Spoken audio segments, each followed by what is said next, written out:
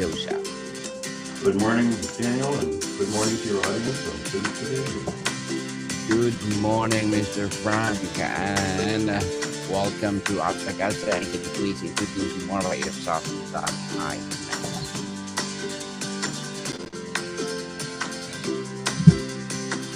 I'm sorry, Daniel. Would you say that again, please? Yes.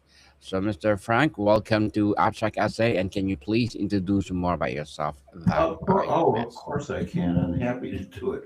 And I'm sorry for the miscommunication. My name is No Frank worries. Joseph.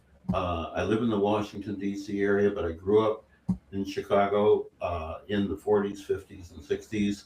As I said in my notes to you, I'm an old guy, but I'm not a dead guy. And I'm a writer. I've been a writer all my life, all my working life, and before. I was a creative writing major in college, but I became a journalist when I got out of college. Spent the first half of my career as a journalist. Worked for the Associated Press. Worked for the Washington Post during Watergate, um, and then eventually I became a publishing entrepreneur, and I also discovered an ability to write marketing copy. So I started doing work for clients, and we sold our business in about 20 years ago. I continued to serve clients until about 5 years ago. And sometime in my mid to late 50s, I finally got around to writing the novels I had never written for 40 years, but had been thinking about probably a fleeting thought or two every day since I got out of college. And I finally did it. And three of my novels have been published, uh, which I call my Chicago trilogy. And you use my introduction, which I'm kind of that sort of says it all. Um, I'm white, I'm Jewish, but I live in America, and the the 800-pound gorilla in the room in America, I believe, and many people believe, some people disagree, but it's my firm belief that we uh, we seized black people from Africa in the 17th century by force, put them on slave ships, and brought them over here to pick our cotton and serve in our homes involuntarily. And we fought a civil war from 1861 to 1865 over this issue. And blacks were emancipated after that, but their conditions remained pretty bad. Mostly, they lived mostly in the South, where they had been mostly enslaved, and their conditions, they were no longer slaves, but they were definitely second class or third class citizens. And um, and this is the background for these novels, because you flash forward to mid-century Chicago, which is a northern city, and supposedly, a city where where where racial bias is supposedly gone, but it's there just the same way. It's not as explicit, but it's implicit all the time. And I think I'll stop there and pass the ball to you. Welcome to you, Abstract Essay, and thank you so much for sharing your knowledge and wisdom to the world, Mr. Frank. Thank you for sharing your trilogy to the world. So let's talk about how blacks and whites see things differently. Okay. To ground us, could you explain the critical difference between individual prejudice and the concept of systemic or societal lens? Um, Geez, that's a challenging question, Daniel. Um, the difference between individual prejudice, I, all right. Actually, here you go. My grandmother, Leona Baum, who was a wonderful woman with a heart full of love, all in almost all ways, um, said terrible things about black people. I mean, really terrible things. So terrible that when I was a teenager, a young teenager, one time I was in her apartment, and she, was going on, and I challenged her on it. I actually did, 13-year-old kid, and she said, "Well, you don't understand," or words to that effect. But she had a job as a salesperson in a women's clothing store. Um, where she worked with other black people, and she spoke well of them. And I said to her, when, in this confrontation, I said, "How can you say these things? You work with whatever her name was, and you like her." And she said, "Well, she's different." So, I, it's the kind of thing you hear from people, and they don't realize I guess they don't realize the conflict and kind of the hypocrisy of what they're saying, but their personal experience doesn't trump their deep seated prejudices. Um, but societally, the way this expresses itself is again kind of the way it expressed itself back in Chicago at mid-century when black people were streaming up from the south to work in the factories and escape a very oppressive life for what they hoped would be a better life. And it was a better life in a lot of ways, and they certainly were able to get good paying jobs because the northern manufacturing cities were booming. Chicago was certainly booming back in those times, and they couldn't hire enough people, black and white. So they came there, but they found themselves in a city where there was really only one neighborhood where they were able to live because landlords wouldn't rent to them any other place in the city, and it was legal. There were these things called restrictive covenants back in those days, which were private agreements between the landlords could make, but they had the force of law. Uh, so landlords were on a legal ground in denying, in discriminating by race on who they would rent to. This ended in 1948 or 1949. I don't remember the exact year when the Supreme Court struck it down, and from that point forward, technically at least, landlords could not discriminate, although probably they did so for at least for a while, and probably they're doing so today. Um, but that changed things when that was in effect. Black people, they lived in this small part of the south side of Chicago where more and more migrants came up from the south. Overcrowding became worse and worse. The schools deteriorated. Crime got worse. And, there just wasn't enough room. And they were, living 9 people in a 2-room apartment. That was a very common thing. So that is an example of the kind of systemic effects that happen, and this in a city, a northern city, a major city at those times, in those times, the second largest city in America, um, where technically, people say, well, we're not like the South, we don't do that sort of thing, but they did. So does that cover the ground? Hmm. Very well said, Mr. Joseph. The phrase "live experience" is central. Beyond a major event, what is the subtle daily micro realities in a space like retail, healthcare, or education that cumulatively create profound different experience of the same society? Going back to those times in the 1940s and probably into the 1950s, um, black people, if they needed medical care, they had to go to an emergency room. There was only one hospital nearby where they could go, and it was called Mercy Hospital. It was run by a Catholic order of nuns. It was a big hospital. It was a good hospital, but it wasn't the only hospital nearby. There was another one called Michael Reese, which was kind of considered the Jewish hospital. It was an even bigger hospital. It was quite a large hospital, 500 and some beds. And Michael Reese, they couldn't come to the Michael Reese emergency room because they would be denied care. Um, Grocery shopping inside Bronzeville, which was the name people gave this neighborhood, was not good because there were really no supermarkets. There were just neighborhood food shops.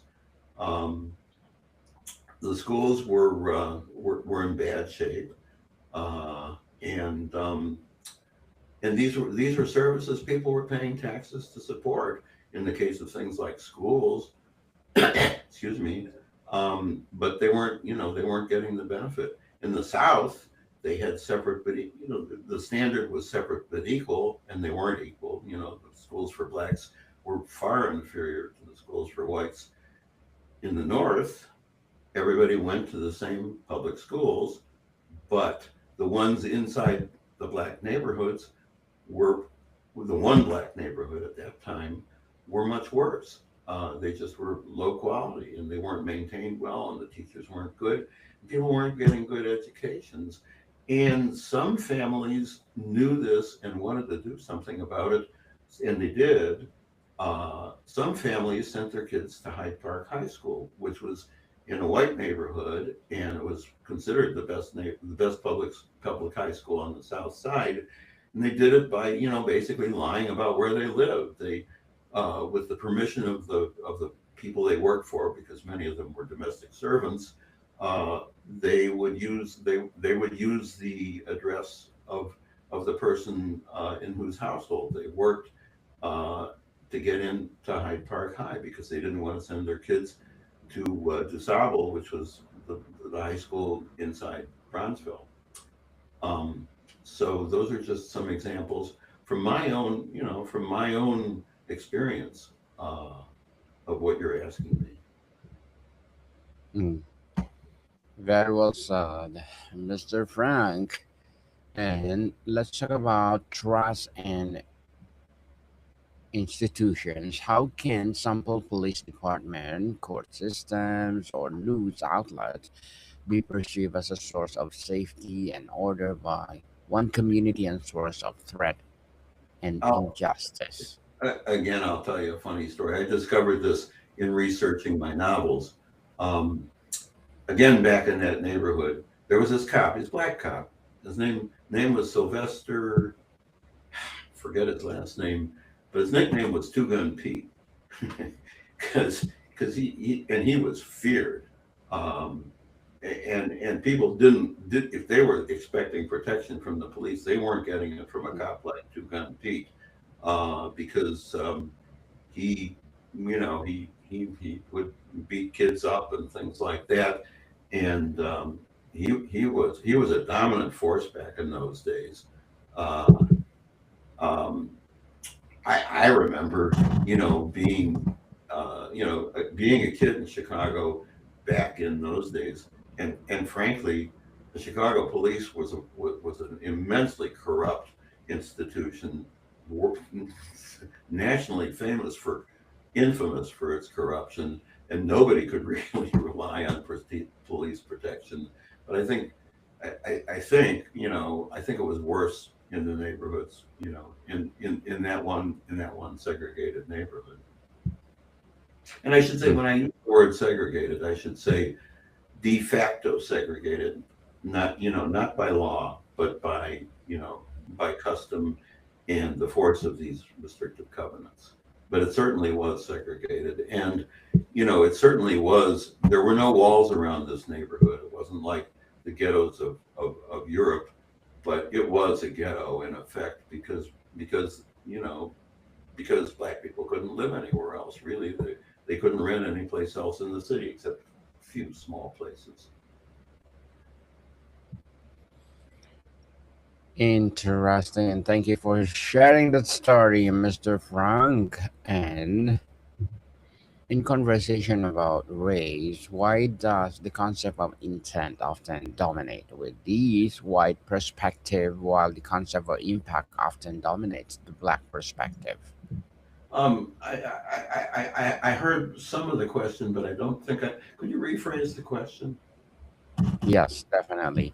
So in in the modern world, why is it the white perspective is all about the concept of intent, while for the black perspective, they often dominates the impact. Um, I'm still not sure if I understand what you're asking me, uh, or whether I even have a good answer for it. Um, you're talking about today, of course, and I think Black Americans, in many ways, it's certainly the situation isn't what it was like back then, in most ways, but in some ways, it is. Black people still get paid less. Black people still have less access to education. Um, the United States has passed a lot of laws, to right those wrongs, but they're imperfect laws, and now we have a regime that is, really kind of trying to turn the clock back and not even, and do something about the laws that are on the books and the customs that exist. So we're in a strange transition. I really kind of never expected to be to be approaching the end of my life and seeing this reaction, particularly after the election of our first black president, Barack Obama, where naively I kind of thought we had really turned a corner and we were finally reaching that point that Dr. King used to talk about the arc of justice is long, but but it I'm not gonna get the quote right, but the arc of justice is long, but it inclines to upward. It's inclined to justice, and yet I was certainly wrong. A lot of people were certainly wrong about that, or at least for the time being, because what happened was this reaction set in, and we now have a situation in which we find ourselves.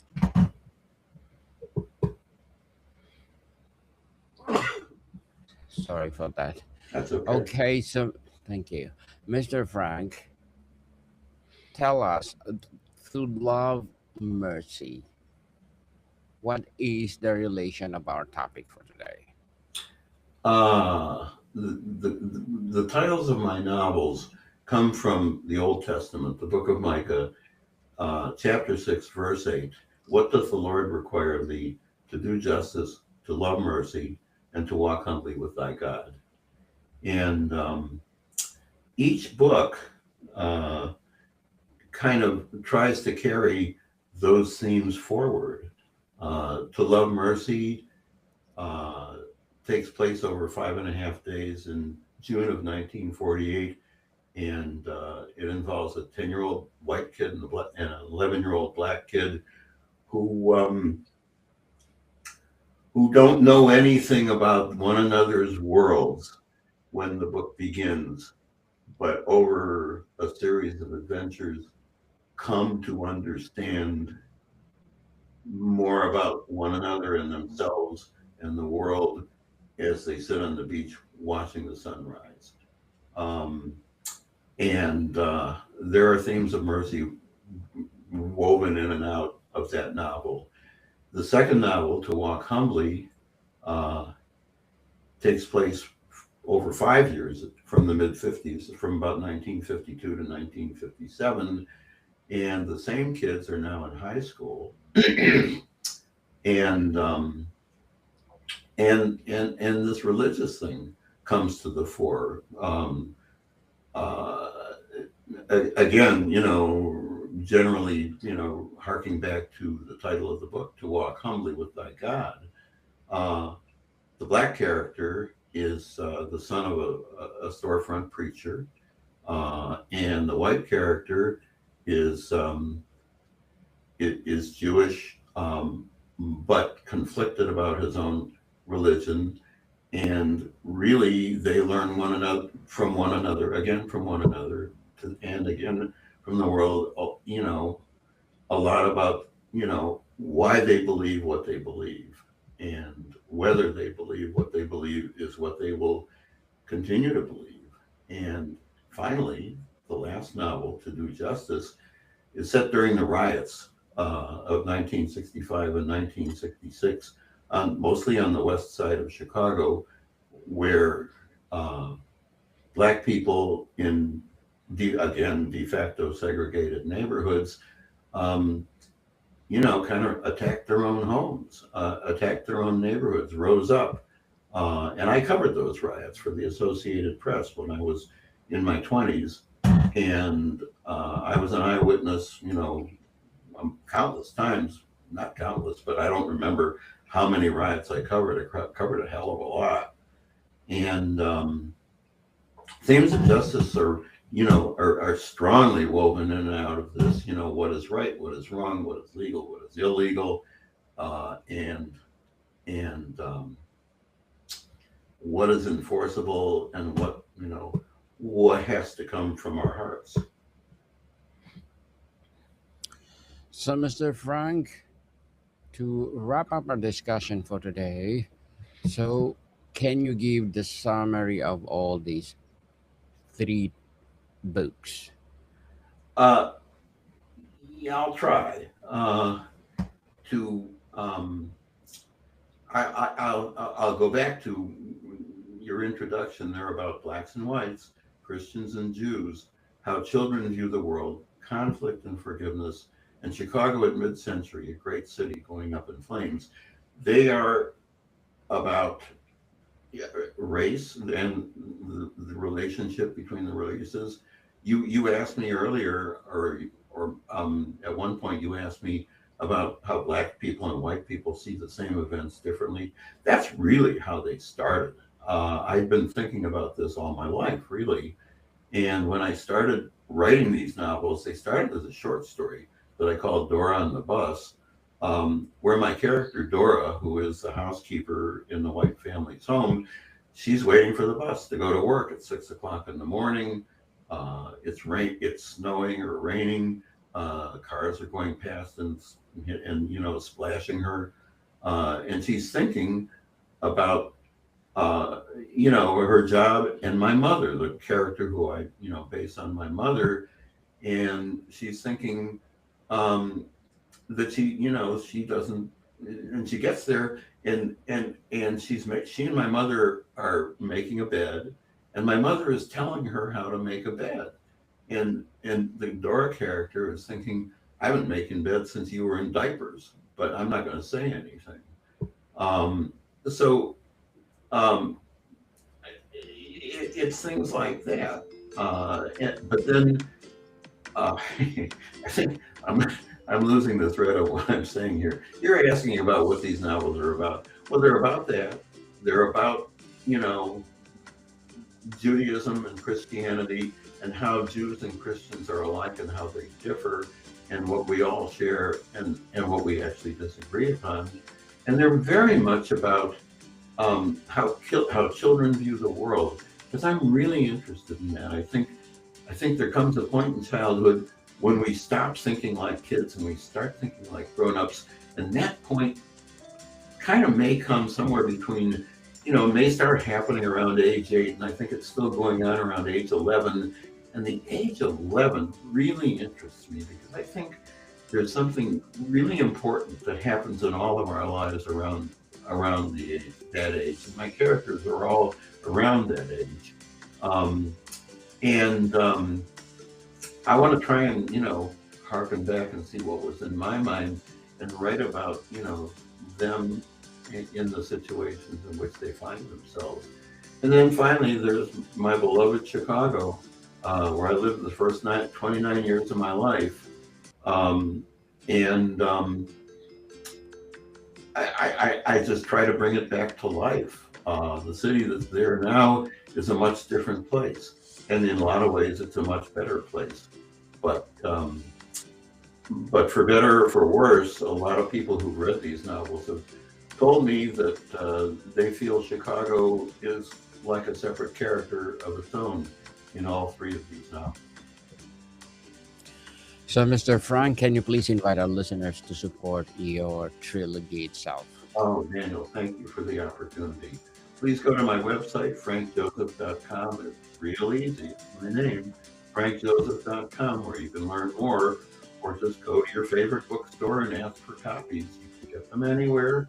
You can go on Amazon. You can download them and read them on your Kindle or your reader of choice. And if you really want, if you want a nice inscription on them, you can contact me at frank@frankjoseph.com and buy a copy directly from the author, who will put an autograph and a little message inside. And I hope people do, and maybe ask if you don't want to pay anything to read these books, ask your public library to put them on the shelf. That sometimes works. Yes, people, let's support Mr. Frank as Joseph, because if you support him for more and more empowering trilogy will rise. So, Mr. Frank, thank you so much for your time. Thank you, Daniel. It's been a pleasure. Likewise. More to come, people. See you soon.